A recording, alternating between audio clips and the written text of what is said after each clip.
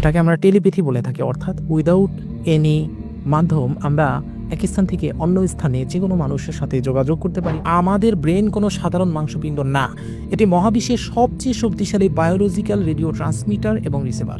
একটা মানুষের মনের কথা আরেকটা মানুষ কিভাবে উপলব্ধি করতে পারে এবং তার সাথে কথোপকথন বলতে পারে? অর্থাৎ মহাবিশ্বের যে কোনো দুটি কণা যদি একবার একসাথে যুক্ত হয়, তবে তাদের যতই দূরে সরিয়ে রাখা হোক না কেন, একটার অবস্থা পরিবর্তন করলে অন্যটা মুহূর্তের মধ্যে তা বুঝতে পারে।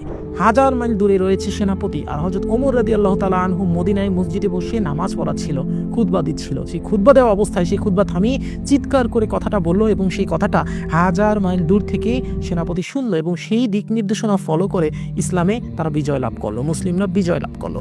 ইসলামে ডিরেক্টলি ভাবে বলা যায় যে টেলিপ্যাথি পসিবল। এবং আমরা যদি বিজ্ঞানের ফিল্ডে দেখি, তাহলে বিজ্ঞানের কথা তো আমরা বললামই যে সেখানেও বাস্তবিক অর্থে এটা পসিবল, এরকমই থিওরি আমাদের সামনে উন্মোচিত হয়। আপনি যদি বলেন, হে আল্লাহ, এই নামের উসিলা করে এই বার্তা আমি অমুক জায়গায় অমুকের কাছে পৌঁছে দিতে চাচ্ছি, এভাবে 7 বার পরে 7 বার বললেই ইনশাআল্লাহ তাআলা যে কোনো ওয়েতে তার সাথে আপনার একটা রুহানি কানেকশন হবে।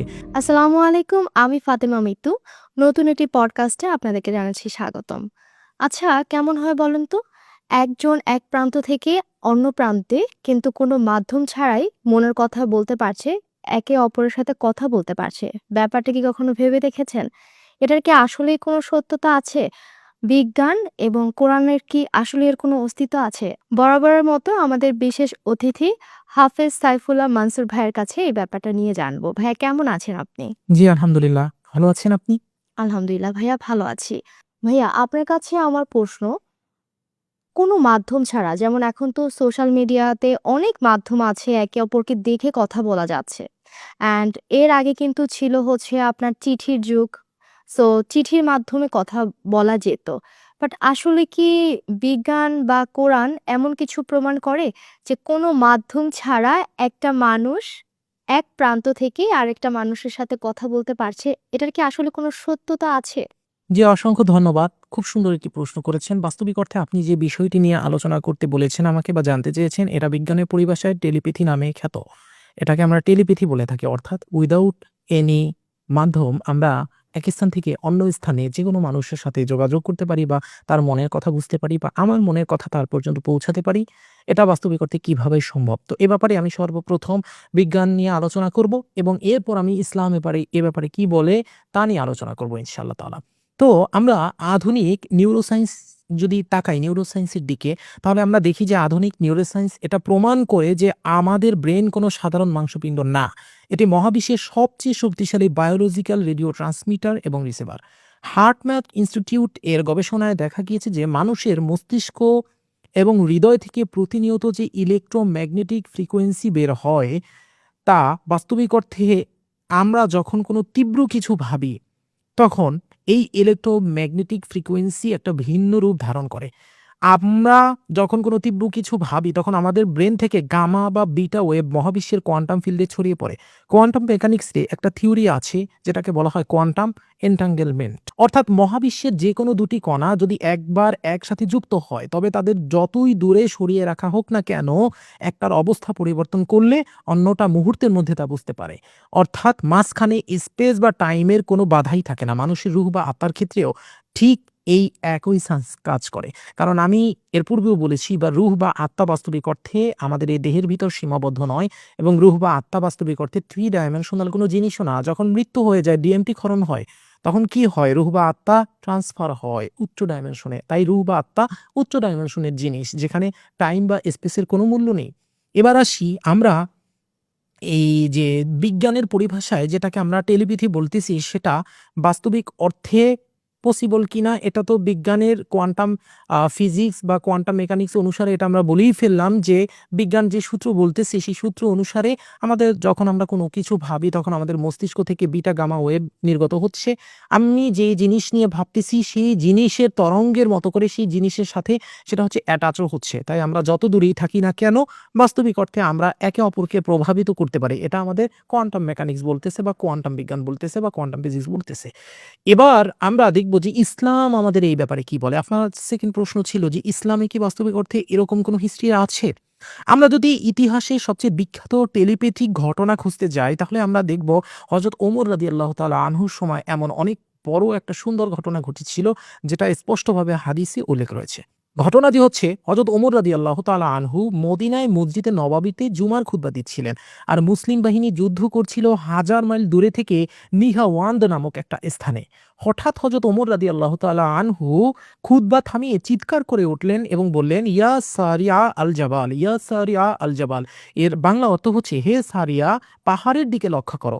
হাজার মাইল দূরে থাকা সেনাপতি সারিয়া রাদিয়াল্লাহু তাআলা আনহু সেই আওয়াজ নিজের ক্যানভাসে বা কলবে শুনতে পেলেন এবং পাহাড়ের দিকে অবস্থান নিয়ে যুদ্ধে জয়লাভ করলেন। আপনি বুঝতে পারতেছেন ব্যাপারটা? হাজার মাইল দূরে রয়েছে সেনাপতি, আর হযরত ওমর রাদিয়াল্লাহু তাআলা আনহু মদিনায় মসজিদে বসে নামাজ পড়াচ্ছিল, খুতবা দিচ্ছিল। সেই খুতবা দেওয়া অবস্থায় সেই খুতবা থামিয়ে চিৎকার করে কথাটা বলল এবং সেই কথাটা হাজার মাইল দূর থেকে সেনাপতি শুনল এবং সেই দিক নির্দেশনা ফলো করে ইসলামে তারা বিজয় লাভ করলো, মুসলিমরা বিজয় লাভ করলো। তো আমাদের এই একটি হাদিস প্রমাণ করে যে বাস্তবিক অর্থেই ইট ইজ পসিবল, এটা পসিবল। এটা যদি না পসিবল হতো তাহলে হযরত ওমর রাদিয়াল্লাহু তাআলা আনহু এই অলৌকিক ঘটনা ঘটাতে পারতো না এবং এটা কখনো সম্ভব হতো না। সুতরাং আমরা বুঝতে পারলাম যে ইসলামে ডিরেক্টলি ভাবে বলা যায় যে টেলিপ্যাথি পসিবল, এবং আমরা যদি বিজ্ঞানের ফিল্ডে দেখি তাহলে বিজ্ঞানের কথা তো আমরা বললামই যে সেখানেও বাস্তবিক অর্থে এটা পসিবল, এরকমই থিওরি আমাদের সামনে উন্মোচিত হয়। আপনাকে অসংখ্য ধন্যবাদ। কিন্তু ভাইয়া তারপরও না একটু কনফিউজড থেকে যাই আমরা। যেমন এমন কি কোনো আমল আছে বা ধ্যান আছে যেটা করলে আমরা আসলে একে অপরের কথা শুনতে পারবো বা বুঝতে পারবো? বা অনেক সময় থাকে না আমরা আমার সামনে যে মানুষটি বসে আছে তার মনের কথা আমরা জানতে পারবো। এমন কি কোনো পদ্ধতি কি আপনার কাছে আছে বা কোনো প্রক্রিয়া দিয়ে কি আমরা যেতে পারি? একমাত্র তো আমরা বলতে পারি যে আল্লাহ আমাদের মনের কথা জানেন। তিনি হচ্ছে সবকিছু দেখেন, শোনেন এবং বোঝেন। তাহলে একটা মানুষ কিভাবে আরেকটা মানুষের মনের কথা মানে এত গভীরে যেটা হচ্ছে একটা ফেরেশতাও বুঝতে পারে না বা একটা জিনও বুঝতে পারে না। তবে জিনরা কি আসলে ভাইয়া বুঝতে পারে যে না, একজনের বুঝতে মনের পারে কথা আরেকজন? বুঝতে পারে না, আচ্ছা, কখনোই পারে না। জিন পারে না, ফেরেশতা পারে না, শুধু আল্লাহ পারে। তবে একটা মানুষের মনের কথা আরেকটা মানুষ কিভাবে উপলব্ধি করতে পারে এবং তার সাথে কথোপকথন বলতে পারে, এটা যদি আরেকটু ভালো করে আমাকে এটা একটু হচ্ছে বুঝিয়ে বাস্তবতা দিতেন। অর্থে রুহের খেলা, রুহের খেলা ছাড়া আর কিছুই না। আমি ১ম এই বললাম, ওয়ানাফাখতু ফীহি মির রূহি ফাকাউ লাহু সাজিদিন। আল্লাহ আদমের ভিতর রূহ ফুৎকার করে দিয়েছেন এবং ফেরেশতারা তাদেরকে সিজদা করেছেন। আদমকে সিজদা করেছেন ফেরেশতারা। তো সেই রূহ তো আপনার ভিতর আছে, আমার ভিতরও আছে। ফেরেশতারা এটা বুঝতে পারবে না মনের কথা, কারণ তাদের আল্লাহ সেই ক্ষমতা দেয় না। তাদের ভিতর তো আল্লাহর রূহ থেকে রূহ ফুৎকার দেওয়া নাই। জিন আপনার মনের কথা বলতে পারবে না, কারণ জিনের সেই ক্ষমতা নাই।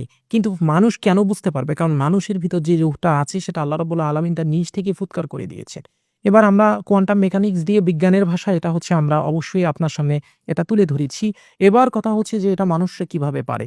যখন কোনো মানুষ তার রুহের অসীম শক্তিকে অনুধাবন করতে পারে, তখন সেই মানুষের পক্ষে এটা সম্ভব, এবং এমন কিছু সাধনা রয়েছে যে সাধনার মাধ্যমে এটা সম্ভব।